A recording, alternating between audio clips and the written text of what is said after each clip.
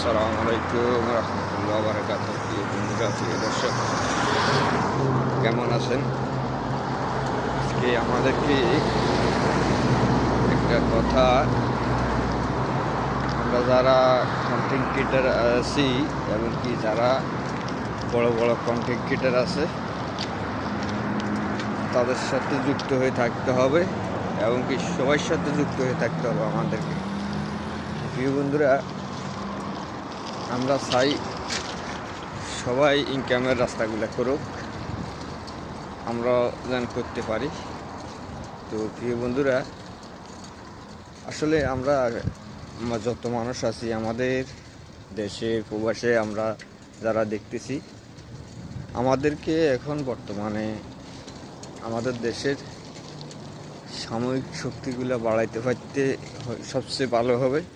কারণ ইতিমধ্যে দেখতেছেন ভেনেজুয়েলার প্রেসিডেন্টকে একটা রাষ্ট্রের লোক যাই আরেকটা রাষ্ট্রের থেকে উঠায় নিয়ে আসলো, অথচ কোনো সরঞ্জাম ছাড়া, কোনো কিছু ছাড়া নিয়ে আসলো। তার দেশে কোনো সরঞ্জাম নাই যেই তাকে নিয়ে আসতে পারছে। যদি তার দেশে সরঞ্জাম থাকতো, একটু হলেও তাদেরকে দাওয়া করতো, তাদেরকে দৌড়াইতো। কারণ এই যে ভেনেজুয়েলার প্রেসিডেন্টরা আমাদের মুসলমান লোকেদের জন্য কথা বলছে, মুসলমানদের মানুষের জন্য কথা বলছে, ফিলিস্তিনের পক্ষে কথা বলছে। আজকে ভেনেজুয়েলার প্রেসিডেন্টকে যেভাবে আনা হয়েছে, এভাবে আমি মনে করি যে এটা অন্যায় এবং কি তার উপরে জুলুম করা, তার রাষ্ট্রের উপরে জুলুম করা। তো আমরা আমাদের দেশকে আমরা শক্তিশালী করতে হবে, আমরা সবাই মিলে কথা বলতে হবে আমাদের দেশের সরকারকে। এই সাময়িক চুক্তিগুলো আমাদেরকে তুরস্কের সাথে করতে হবে, সাময়িক চুক্তিগুলো আমাদেরকে ভেনেজুয়েলার সাথে পাকিস্তানের সাথে করতে হবে, সাময়িক চুক্তিগুলো আমাদেরকে এই চীনের সাথে করতে হবে।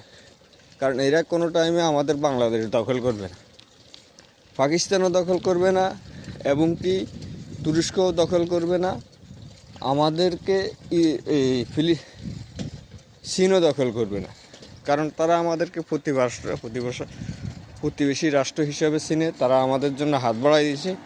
আমি মনে করি যে আমাদের শক্তিশালী টিম গঠন করার দরকার। বর্তমানে যে সেনাবাহিনী আছে এদের দিয়ে আমাদের কোনো কাজ হবে না, এরা হলো সব ভারতের রেজেন্ট হয়ে গেছে। এদেরকে আমি মনে করি যে সবগুলার চাকরি বাতিল করার দরকার আছে, ডিজিএফ এনএসআই সহ সবার চাকরি বাতিল করি, নতুনভাবে আমাদেরকে নতুন সেনাবাহিনীর ট্রেনিং নিয়ে দিতে হবে। তো প্রিয় বন্ধুরা, আপনারা সবাই বলতে হবে, আমরা তো আমাদের অধিকারের জন্য বলব। কারণ আজকে সারা বাংলাদেশে আবারও জুলুম নির্যাতন শুরু হয়ে গেছে। আবারও আমরা 5ই আগস্টের পরে বহুত চেষ্টা করছি, কিন্তু জুলুম নির্যাতন আবার শুরু হয়ে গেছে। আমরা জুলুম নির্যাতন থেকে বাঁচাইতে চাই মানুষকে, আমরাও বাঁচতে চাই। প্রিয় বন্ধুরা, সবাই শেয়ার কমেন্ট করবেন এবং কি পাশে থাকবেন। আসসালামু আলাইকুম রহমতুল্লাহ বারাকাতুহু।